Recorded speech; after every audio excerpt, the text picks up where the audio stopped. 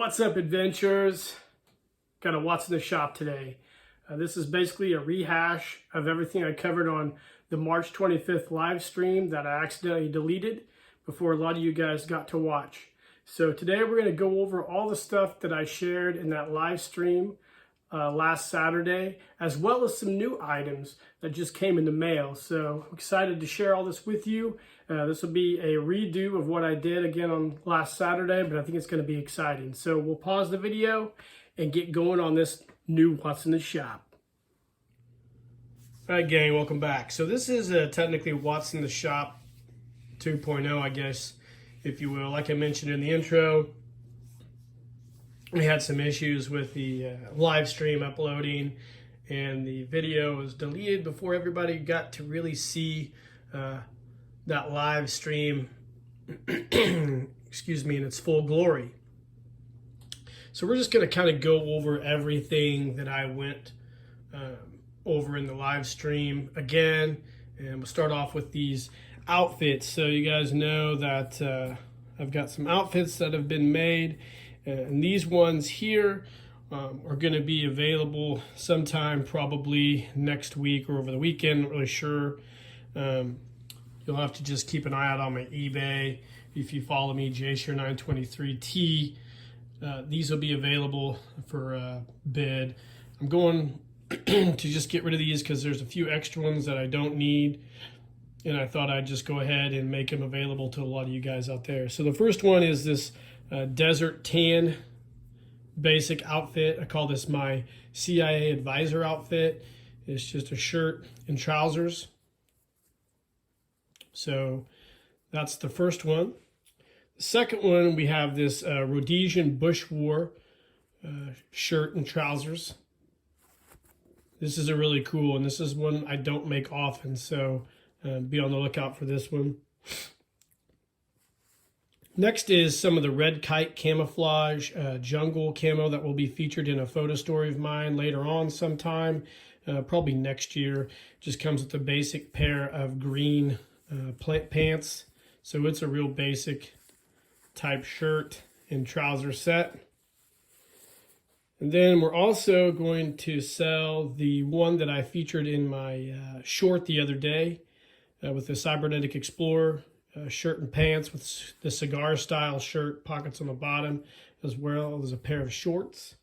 And then finally, the camo that's been synonymous with the Traveling Joe project.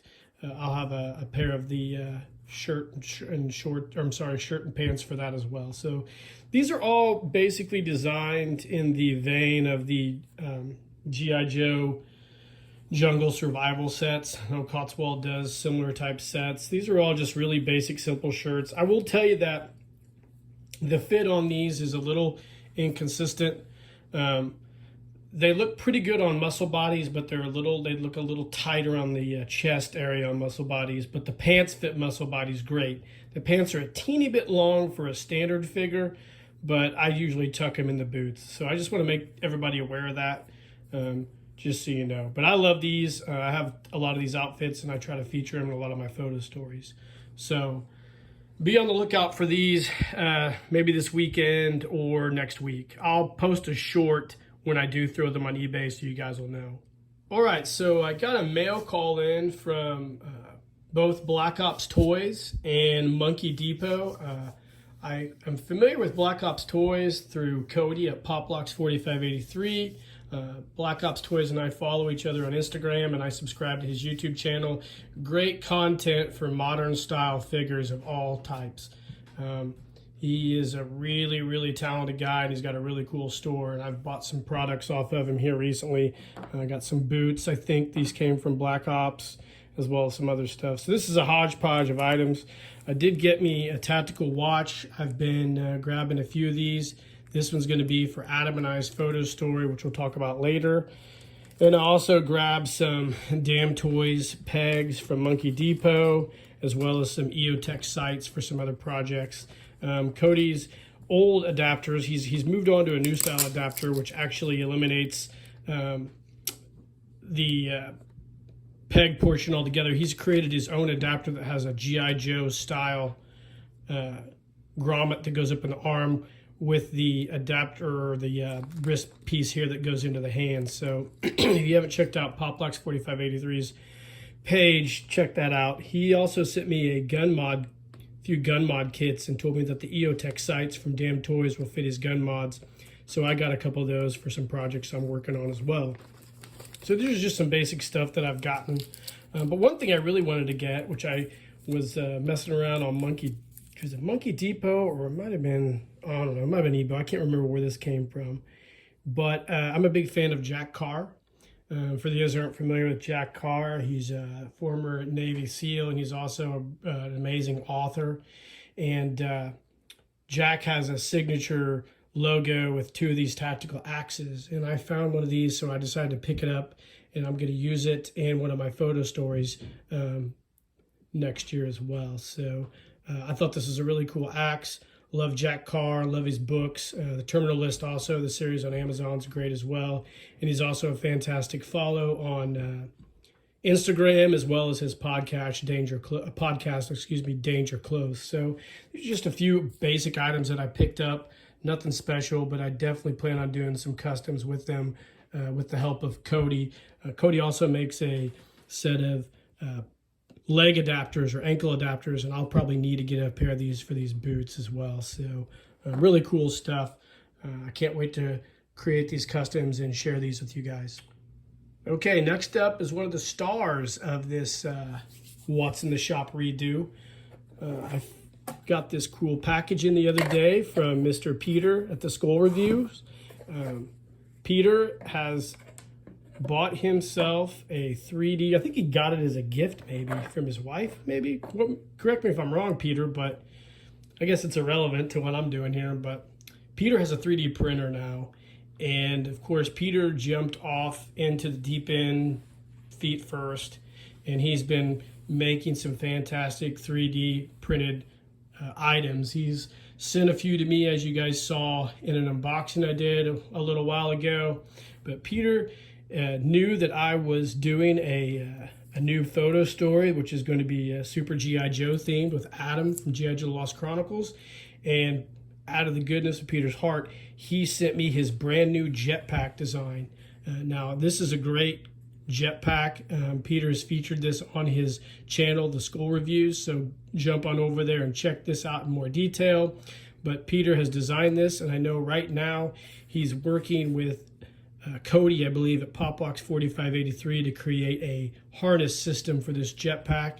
And I think it's a phenomenal piece, and I love it, and I definitely am going to use it in my photo story this coming year with Adam. One of the coolest parts about this, in addition to the jetpack, is the helmet that Peter 3D printed as well with the movable visor.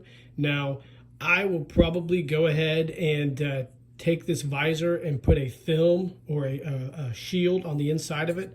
I've already got some stuff I think I'm going to use on it, and I can't wait to do that. And I'm definitely going to use this for our photo story as well. But Peter at the Skull Reviews is just scratching the surface of his 3D printing abilities, I guess, if you will, and I think he's going to do some amazing stuff. There's so many amazing 3D printers out there. Of course, we all know the Jim Egners and Brad Currys of the world, and the Sean Hucksters, as well as Ben Minenberg from Prometheum Rising. All those guys are, I guess you'd call them grizzly veterans of the 3D printing game. But we have some guys who are definitely getting into it, and we in the Axis of Awesome also have one of our experts, which is Cody at Poplox 4583, and I'm sure Peter is picking his brain on all sorts of 3D printing ideas and tips. So really excited to see what Peter does in the future, and thank you, Peter, for making this for me. All right, moving on to an item that I have been waiting on for a considerable amount of time, actually almost a year and a half, I believe. So for those of you who aren't really familiar or into the 1/12-ish scale of action figures, you might not care about this, but for the rest of you guys who are into this type of stuff, you will know that Hasbro brought GI Joe back in a 1/12 scale figure in the GI Joe Classified line. They did this in a fairly aggressive manner. It's been kind of a train wreck in my opinion. There's probably other people who would disagree with me, and those people are probably paid by Hasbro or supplied inside information or product by Hasbro to kind of fluff them, as the term goes in the porn industry. But we're not going to rip on those guys because I think they get ripped on enough. But anyways, Hasbro's doing the 1/12 scale GI Joe, and that seems to be what they're going to go with. And they've actually managed to supplement their line of figures in profits by whoring out the license to the likes of Mezco Toys and their 1/12 line, as well as Super7. And Super7's doing a line of almost 7-inch action figures, which are a little bit bigger than 1/12. And their Ultimates line, which you're probably familiar with a few other figures of Super7 that I've reviewed in the Ultimates line, namely the Lion-O, Voltron, and the Conan the Barbarian figure. Well, I decided when this first dropped that they were going to do the figures from the original Sunbow animated series, G.I. Joe, Real American Hero, to buy one of the figures. And of course, as you can see on the box here, I bought Duke. So we're going to do a reviews day of him at some point coming up. But anyways, I wanted to go ahead and share this with you. Now, I am not a huge fan of the Super7, but I'm a fan of Super7. So what that means is I don't really like the company very much, but I like some of the products they make. And unfortunately, that's just the way it is sometimes. But you can see we got a cool Super7 GI Joe Duke figure. Of all the figures that they were going to come out with and they solicited, I thought Duke was the coolest. He came with, I think, the most accessories, and he reminds me a lot of the Duke that I got as a mail-in figure back in the early 80s when you could get the Duke figure with flag points. So we'll be doing a reviews day of him. Like I said, it took forever to get this figure, which is the case with a lot of Super7 figures, but I'm really pleased with it so far. So be on the lookout for a reviews day of this Ultimates GI Joe Duke. All right, guys, so our next thing I wanted to share with you is this Orbitron, the man from Uranus, from the Outer Space Men line. So for those of you who aren't familiar with this line of figures, it originally ran in the 1960s alongside Major Matt Mason. It was made by Colorform Company. It was a bendable style of figures. It had the bendy skeleton encased in a rubberized skin. There was several different variations, and this one here, Orbitron, was one of them. And in the mid-2000s, Four Horsemen Studios decided to bring this line back. I do remember it. It was a pretty successful line, and they did it for several years, I believe maybe till 2014 maybe, or 2012, not really sure. And it was picked up by Gary Schaefer, who partnered with one of the original creators of the Outer Spacemen line to continue it. So this is a 12-inch version of the original, I believe, 4-inch figure. And I've been looking at this for a long time, and I finally figured out that I could use this for our upcoming Super Joe crossover story with me and G.I. Joe The Lost Chronicles. And Adam and I have both talked about how this figure is going to play a central role in that crossover. But it's a really cool figure. It's about 12 inches tall. Again, I'll do a reviews day on this figure in detail, but I'm really excited about this figure and what it's going to bring to the table as far as our photo story goes.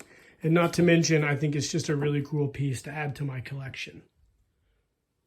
All right, so my good friend Lyle Kozak out there in upstate New York. Some of you guys might be familiar with Lyle from the Facebook groups. He did G.I. Joe flocking for a while. He actually created a line of his own action figures for a while as well. And Lyle and I have been great friends for a long time. We text each other, we've traded stuff with each other, we've made customs for one another, and Lyle's an all-around awesome guy, and I consider him a good friend. You can find him, I believe, on Instagram under Axion Toys, where he does a lot of the 1/12 Valaverse figure photo realistic photo shots. He also has several other lines, including Mezco toys, that he does photos of as well. I'll post a link to Lyle's Instagram in the description, along with some of the other stuff we've seen today. But Lyle sent me this cool care package. I think it's awesome. He sent me these super dope GI Joe lights, which I can't wait to hang up in my workshop when it's complete. Cool. These are great. I've never even seen those before. He also sent me a set of metal GI Joe figures by Jada Toys. If you're not familiar with Jada Toys, they make the small GI Joe die-cast figures, as well as Dungeons and Dragons figures. You can find all these at Walmart at one time, so this is really cool as well. Lyle also sent me a ton of fat quarters of different fabrics that I will definitely drop off at my sewer's place, and I probably will make several outfits out of these, and probably even make a few and send to Lyle for his trouble. Really excited about that. He also gave me a set of toxic waste tubes. He messaged me on Instagram and told me what these were for. He's used these in several photo shoots, and he thought I could use them as well, which I totally will be able to in an upcoming photo story, because I now that he told me what those were, I definitely have plans for those. But the coolest thing Lyle sent me, also this muscle body neck post. The coolest thing Lyle sent me was some stuff for my son, Ollie. Ollie is an awesome little boy. He likes to try to participate in most of my videos, even though I can't really let him all the time. But Lyle sent me a cool, authentic, original Masters of the Universe Skeletor, battle armor Skeletor. For those of you guys aren't familiar with this figure, I had him and He-Man as a kid. Featured the Hot Wheels damage mechanism that was in the cars, and they transferred that over to the Masters of the Universe line and created this gimmick for battle armor. So he sent me a vintage figure, which my son will definitely play with. He also sent me a really cool set of Adventure People figures. He sent me this plane, which is cool. I did not have this as a kid. I had a different plane, but this is great. He sent me a couple rescue pilots for the helicopter as well, and this cool module that went with one of the space planes, and a pilot for that as well. So I really appreciate everything Lyle does for me. Lyle and I communicate quite a bit through Messenger on Instagram and just reminisce about the old days. And I've already hit Lyle up and asked him if he would be interested in doing a live stream together at some point here in maybe the next month or so. We'll get together and talk about GI Joe and the state of the action figure industry. So definitely be on the lookout for that. And thank you, Lyle, for all this cool stuff. All right, so here's something new that I didn't get to share with everybody on the live stream, because it just came in the mail after nearly, I would say, 3 months since I've ordered it. Is this Academy of Sciences God Phoenix snap together model kit.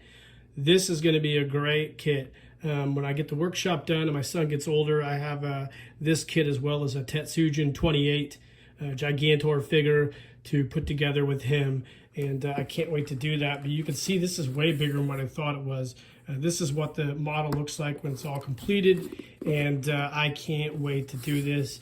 Battle of the Planets is one of my favorite cartoon series from a kid, and I've always wanted a model of the God Phoenix, and now I have one, and I can't wait to put this together. So it's going to be an exciting endeavor, and hopefully I can do a video and share the whole process with you guys. Okay, welcome back, guys. So we had our live stream last Sunday night, which I got the date wrong. Apologies, Paul Knapp. I was looking forward to sharing some Mitten Box stuff with the MIB master, Johnny Cedric. But we didn't get to do that. We had a great live stream. It ran a little long. So I just am going to go ahead and share a few of these in the box, Mitten Box, mint on card packages that I was going to share in that live stream, because I've got them out of my attic, and I just figured it'd be kind of cool to share these with you guys. So the first one is this mint on card Batman the Animated Series Bane figure. I can't remember what year this is from, 1994.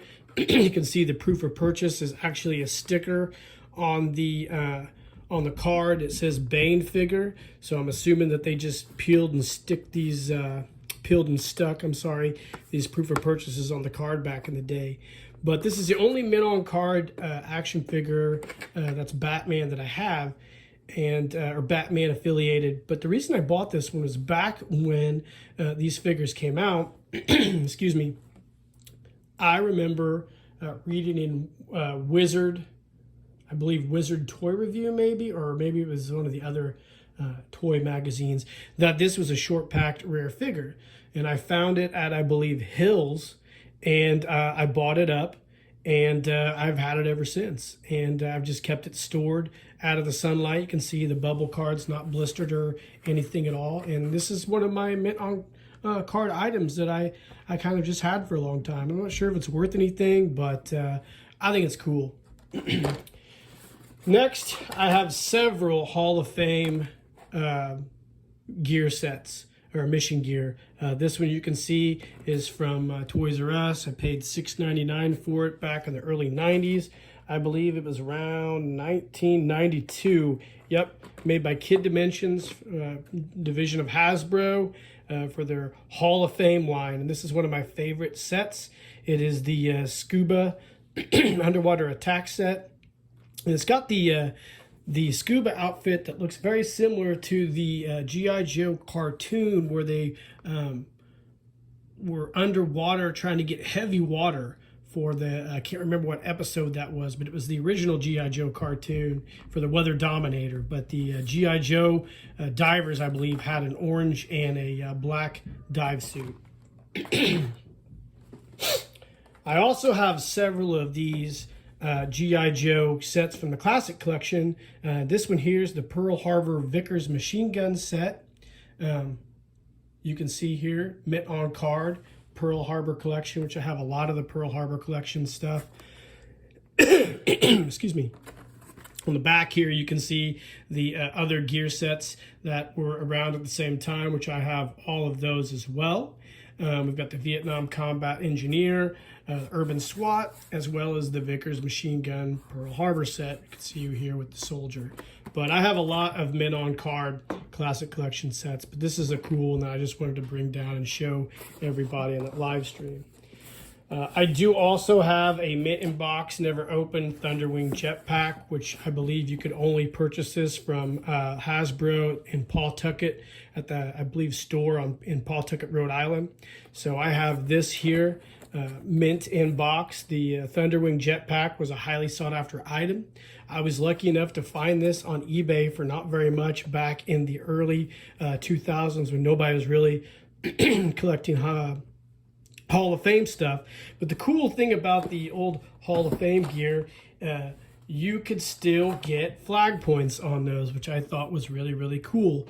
And you could use those towards a lot of the other GI Joe mail-in stuff at the time. Of course, Kid Dimensions was the division that made these for Hasbro. So I thought that was a really cool thing I wanted to share with everybody. Last but not least is an item that I've had for a while now, and it's one of my gems in my collection, other than my mint tin box Razor Crest from The Mandalorian that I bought off HasLab. But I have a mint in box ARC Trooper gunship from the Star Wars Clone Wars series, not the one that we're used to seeing with the computer animated, but the ones that were made by the same artist and animator that did Samurai Jack. You can see as seen on Cartoon Network. I have this mint in box, as well as the ARC Trooper set that came with it. I have both of them. I used to be a big, huge Clone Trooper collector. I still have most of my Clone Troopers. I've had every gunship that they've made, but the other ones I actually sold to buy other items for my collection. So this is the only Republic gunship that I have left. And this is cool. It's a mint in box ARC Trooper gunship. You can see what it looks like on the back, and it's super dope. one of my favorite things. I don't know if I'll ever open this thing. I'm just going to leave it in the box. So I hope, Johnny, if you happen to watch this, watch in the shop, you'll be proud of me. All right, so if you guys follow me on Instagram, then you know that I just acquired this. It is a vintage Popey Jumbo Machinder Tetsugen 28 figure. So I acquired this figure off of eBay after an intense negotiation with the seller, and I did something I'm not used to doing. I actually bought off a seller that only had like 4 sales total. Now, I've been eBaying since the very first iteration of eBay. So since day one eBay started, I've been a member. And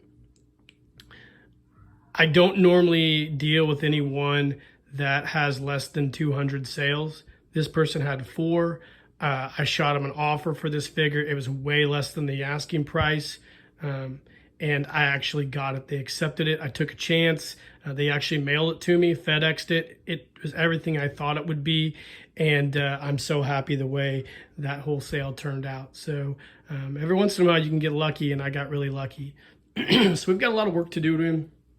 I'm going to do a video of him, but Derek at Shogun Plastics and I have already been in contact about restoring this bad boy, and I can't wait to do a video for you guys of this later on this summer. So this figure is going to be restored for my son for his birthday in September, so he has no clue I have this, and I can't wait to get it done and share it with him. I think he's going to be super excited. Tetsugen 28 is one of his favorite characters, and this is going to be a great restoration.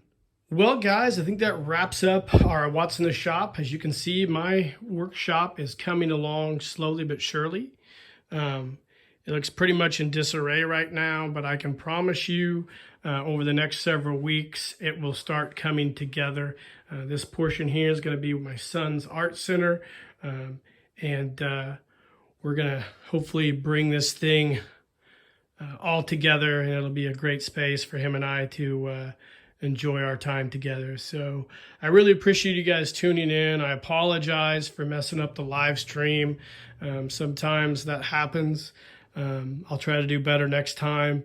But that's about it for now. This was a What's in the Shop, a really cool one. I got to share some stuff that I didn't get to share a week ago, which is awesome. I'll be back to posting videos on my regular schedule. So we'll be doing a reviews day on Tuesdays and then a video on Fridays. And I also plan on launching a couple new video series off and on in between now and probably June. So be on the lookout for those. I'll say no more about them because I don't want to get everybody's hopes up and then me have to not do those. So just be on the lookout for some new videos possibly. Also, you can find me on Paul Knapp's live stream whenever he invites me, usually on Mondays at 8 p.m. Eastern time. And next live stream I plan on doing will be with Adam, GI Joe Lost Chronicles. We're going to sit down and do a live together on YouTube and discuss our photo stories, as well as some other GI Joe and action figure and who knows what else related things. So I really appreciate it, guys. I hope you're doing great out there. And until the next time, keep living the adventure.